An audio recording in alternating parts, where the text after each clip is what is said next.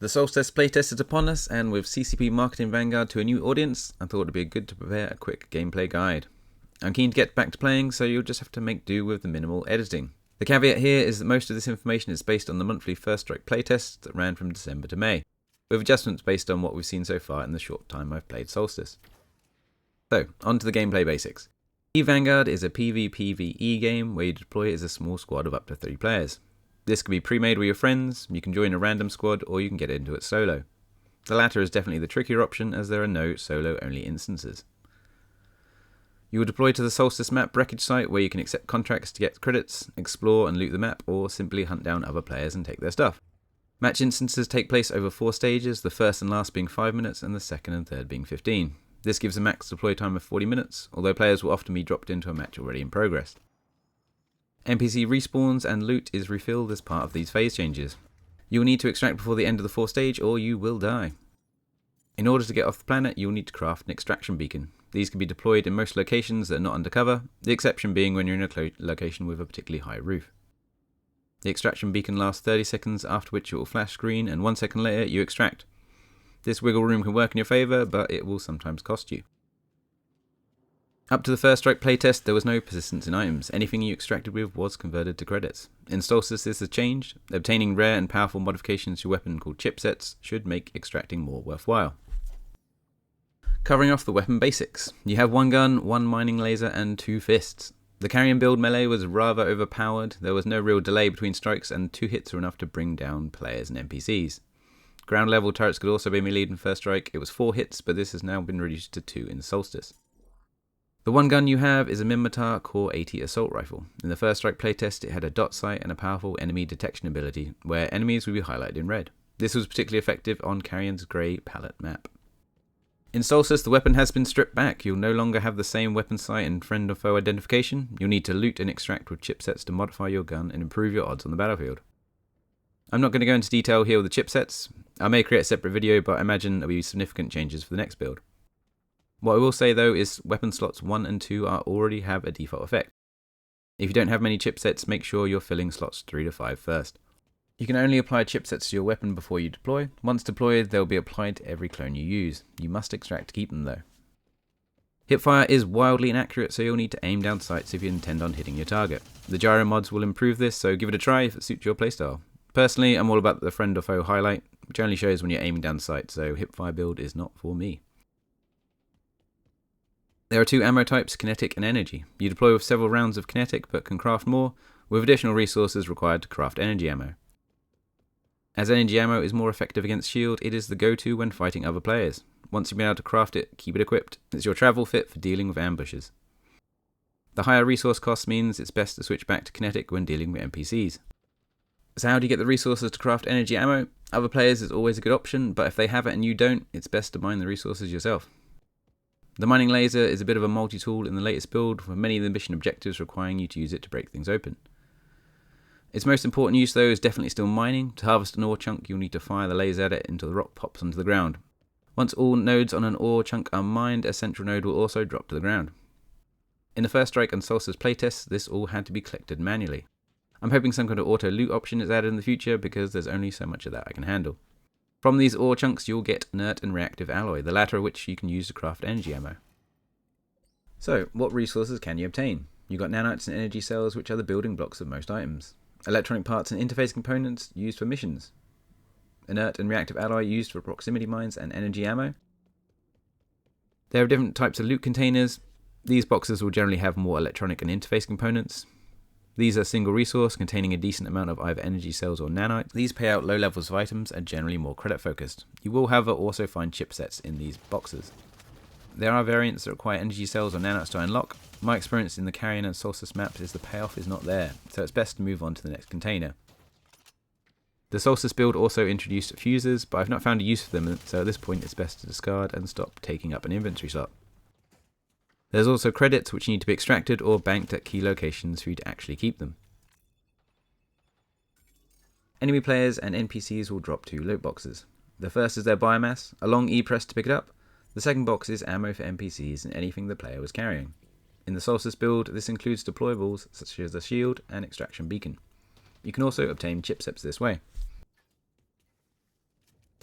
In First Strike, nanites and energy cells had a max cap.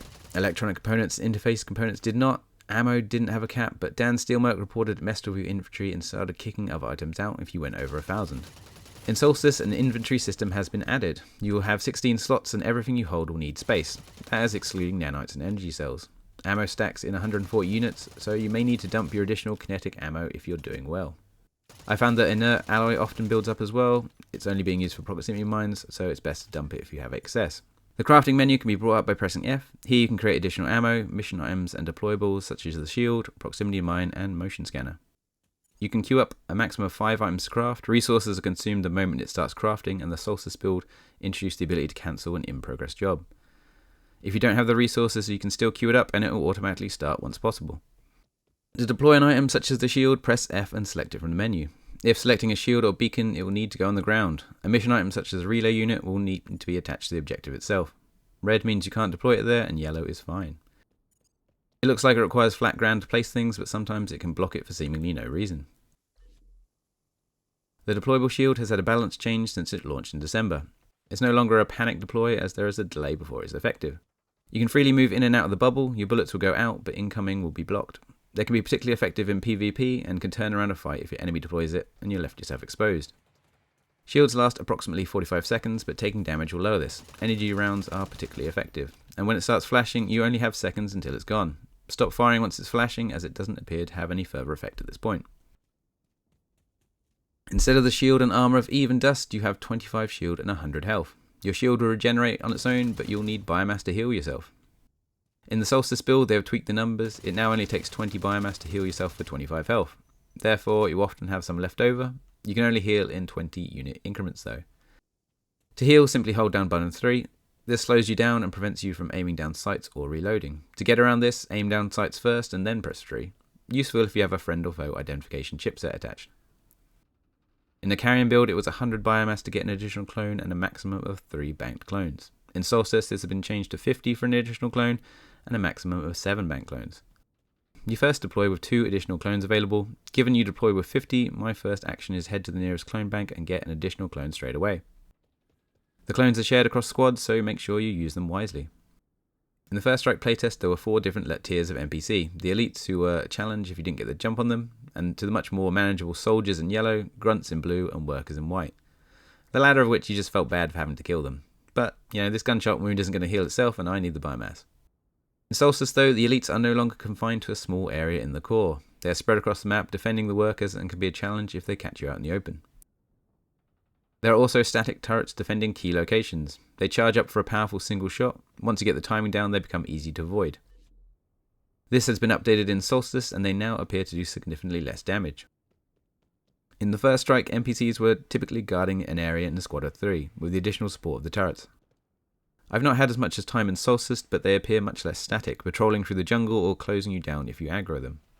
As part of the salvage missions, you'll get waves of NPCs attacking you. This can be a challenge if you're not on top of it, but the pre-alpha state is showing with their behaviour. If you can avoid the line of sight, they'll go to the central console and simply stand there staring at it. The waves of NPCs have aggression in their name and don't appear to drop biomass or ammo, but this has been inconsistent in my playthroughs. You'll notice in Vanguard that it does not have a mini-map displayed at all times. It requires you to press Tab to view it. If you need the full map, pressing M key will bring it up. This however will leave you quite vulnerable, so pick your location wisely or have a squad mate look out. The mini-map in Solstice appears to be bugged, you can't rotate your camera whilst using it. You can ping locations on your map for your squad's mate to see, or as a reminder to yourself. I won't cover contracts or missions in depth here, as Solstice will offer a new range to complete. I'm yet to write a guide, but a lot of the core mechanics are the same from this mission video in the link above. The map locations have changed, obviously, and the details rebalanced. The Scattered Remains mission, for example, is no longer an easy turn-in, having to go to the 3 locations, so I wouldn't recommend it. Conversely, the Whalefort objectives are now all in the same area. Whilst the relay unit crafting cost is quite high, if you have the resources, it's worth it. I've covered off the new site content, secure salvage, mining rights and escape pods in a separate video, but click the link for more info. A key point to note is that mission payouts do not require you to extract to get the value. Upon contract completion, your banked funds will instantly increase. Everyone in your squad will get the same payout, so once again, running a squad is less risk, same reward. Vanguard links up to the pirate insurgency feature as part of the Havoc update. Sound is crucial in Vanguard. It's not a full-on 16v16 team clash. Making noise means other players are alert to your presence, and they're unlikely to be friendly, because the expectation is you are a loot pinata. Actions such as opening player loot box can be noticeable to other players when in quiet locations, the carrying core map for example, so be aware when you're making noise. The mining laser activities were added in suffered from particularly uneven volume levels. Breaking the 4 bolts on a panel was particularly loud. Not adjusted in Solstice, so you have been warned. Fighting for different factions in Vanguard will give you the opportunity to generate corruption or suppression in a certain solar system. Any credits you're carrying will be dropped if you die, the same for any chipsets. There are locations on the map where you can bank both. For the carrier map, these were very exposed and the low transfer rate to your bank meant it wasn't really worth it.